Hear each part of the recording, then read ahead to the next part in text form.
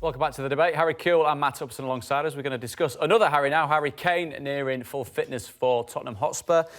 Matt, it's ahead of schedule. There's a couple of key games before perhaps he's fully fit. Burnley is what they're looking at on the 23rd. It's just a huge boost, isn't it, for Poch? Massive, massive. And I think, you know, historically he's shown that he's a quick healer. I think through all his injury troubles that he's had, I think he's nearly always there or thereabouts achieved to come back a little bit before the predicted date.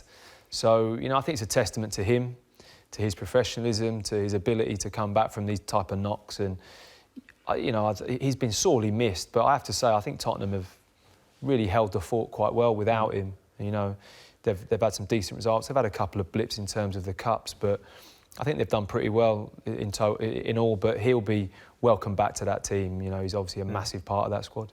And when we look at the fixtures that they've had, I mean, it's been a lot of games, thick and fast, as battling on different fronts is. But from Harry's point of view, will he feel that freshness between now and the end of the season, almost like a little mini break that he's had? I think if you could probably give him the match fitness straight away, he'd probably feel really fresh. We know that he's going to come back, and we know his movement, we know his kind of style of play, but it's just going to be that match sharpness. If he can get that back straight away, I think it's going to be, again, a super boost for Spurs.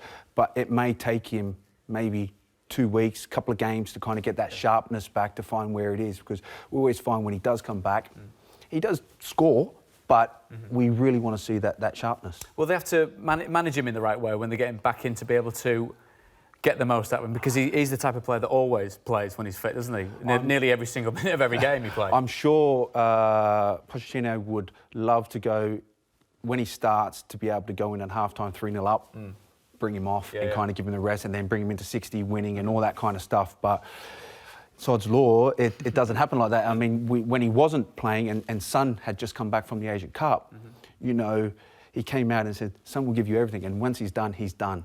And, you know, Son did that. He scored, and then he only scored in the last kind of minutes of the games, but he gives his all. And I think you would hope that Kane can give probably the goals earlier on and then trying to bring him up and rest him up. In some ways, you kind of feel it'd be good for Spurs to have that balance, because him playing every game for them and doing as well as what he does is obviously a strength, but it's also a weakness, because how can you rely on that one player to play all the games? It's unrealistic with the amount of games. If you want to be in all the competitions that Spurs are in and Champions League, you've got to be able to rotate that position at times. Man City do it great, but I just think it's so heavily weighted towards Kane that when somebody else has to step in, you know, you've got the phase where they haven't played for 20 games. Do they only have... Because that was what was pointed at Fernando Llorente, because he is the type of player that needs games, doesn't he? And to ask him... It goes back to the point you made earlier on, Harry, about a world-class striker going there.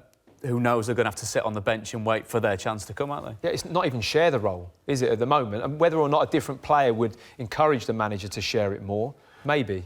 Tried to tell Harry Kane to sit on the bench and say, look, let's just have a rest. You know what? I think footballers this day and age, they're actually looking after themselves, like, unbelievable. And you're seeing it at the highest level with the best players now. They're playing every single game.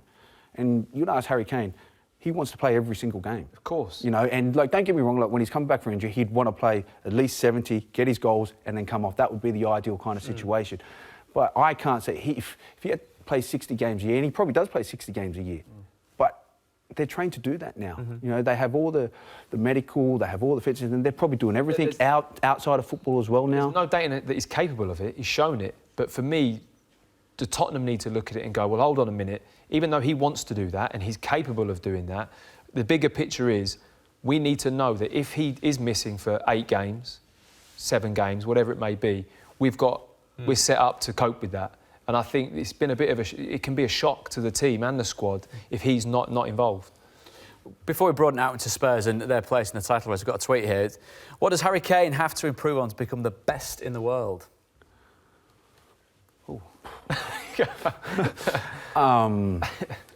Nice easy one for you there, Harry. Yeah. Well, like I said, I mean, the one thing I've sat around a lot of managers now, and we speak about great players and this, that, and that. And the one thing, when I sat down even with Harry Redknapp, and he spoke about Harry Kane, and he said, what a phenomenal player. Confusing conversation. I know, there's a lot of Harrys here, isn't there? But he sat down, he said, when you come across a player, right, and you come across a striker, right, and when you play with a striker that you know that can hold the ball up, right, that can know where the target is and can get you out of trouble. He can head the ball, he can go past people, ball can just drop down, turn and hit. That's a striker. I mean, he's got all that. He can finish with both feet. I mean, who is better than him in that style, in that role of what? I don't know. I can, at the top of your head, can't chuck someone out to say they're better than Harry Kane at doing that. And has he had the benefit of being in a team that, as you say, perhaps relies on him too heavily, but they've quite obviously played to his strengths, which has just driven his status and his consistency through the roof, hasn't it? You play to your strengths, you play to your striker, because that's who scores the goals. So it doesn't really matter. I mean, Striker would say that, though. Well, yeah. They also think they're the most important player in the team.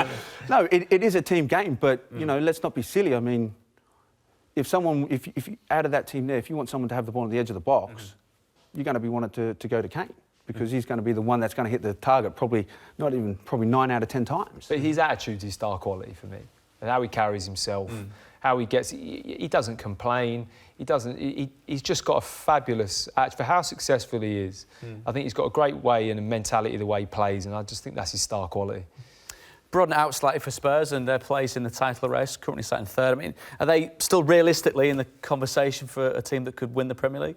I like the way you said win the Premier League, not be in the title race, because two different things. Win the Premier League, no. For me, I don't think... You know, I just can't see them making the difference up on Manchester City and Liverpool.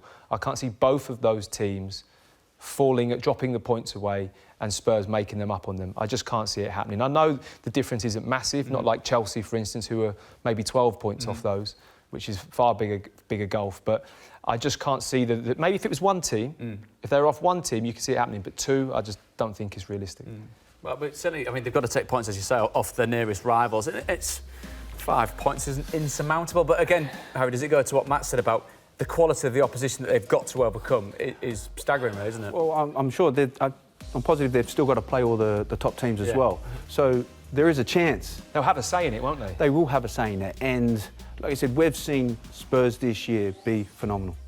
But we've also seen them play teams you've just gone, well, this actually just isn't Spurs. So I think when they play the better teams, they kind of just step up to that next level. I think it's the lower teams that they've got to kind of concentrate on, and if they can get that, you never know. Do you take into account the fact that we spoke about Manchester City fighting on 4 fronts and obviously Spurs coming out of 2 cup competitions? Could that possibly work in their favour? Of course, because now they don't have as many games, so they can focus their whole mind on what's in front of them. For you, Matt, is it a chance to be able to get, as we said, Kane back up and running without too much of a heavy workload? There's less chances, but realistically, I mean, Tottenham to finish third in the Premier League but win the Carabao Cup or win the FA Cup would have been an amazing season. So from that point of view, it's a massive negative they've gone out of the Cups for me, because winning something is what this team and manager deserve, in my opinion. But, you know, I think for them to win the Premier League, like I just said earlier, I just don't see it happening. So it gives them more chance to focus on it, but for those two teams to drop those points and Spurs to make it up, I just can't see it.